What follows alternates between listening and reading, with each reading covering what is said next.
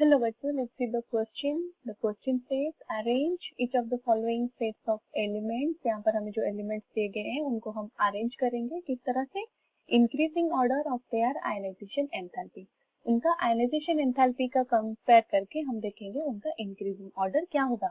जो elements दिए गए हैं lithium, potassium, calcium, sulfur and krypton. Key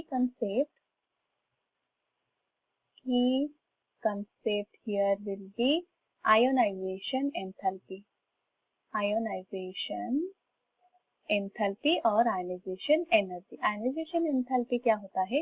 This is the amount of energy required, जितने amount of energy हमें चाहिए, energy required to remove an electron, from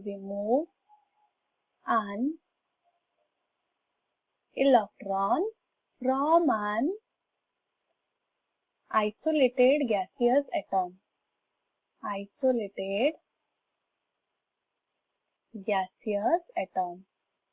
और उसको convert करने के लिए and convert it into a cation. वो cation formation करता है, cation. So let's see in the case of periodic table, along a period हम देखेंगे, along a period due to addition of the electron, size increases, size decreases. So size decrease होने के वजह से effective nuclear charge is increases.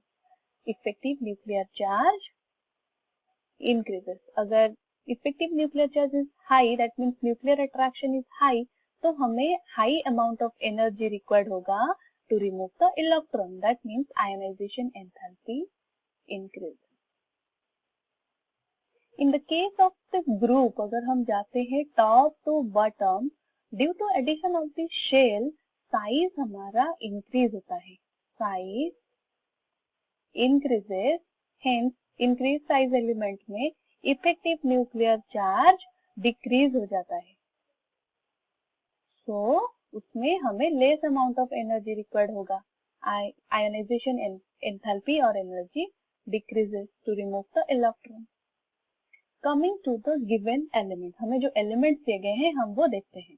Elements are lithium, potassium, calcium, sulfur and krypton.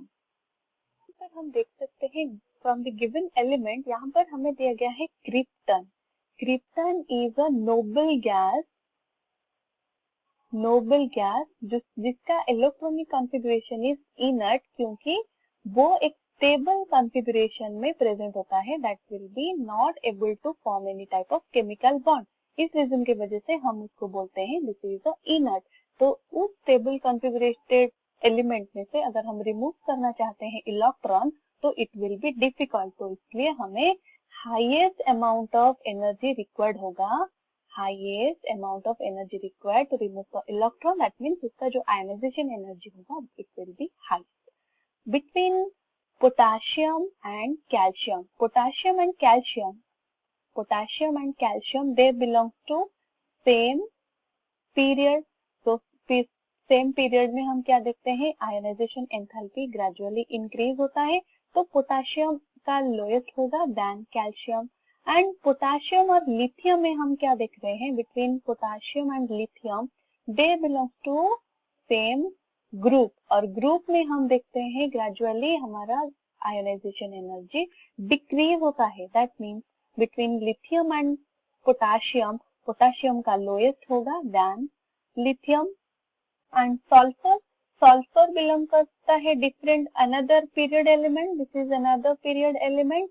तो if we compare and if we see the periodic table, तो हमारा कौन सा final increasing order होगा, सबसे कम होगा पोटाशियम का, then calcium, then होगा lithium, then sulfur और सबसे highest होगा krypton का due to its noble electronic configuration.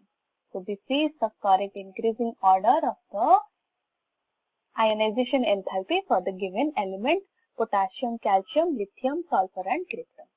I hope you have understood it well. All the best.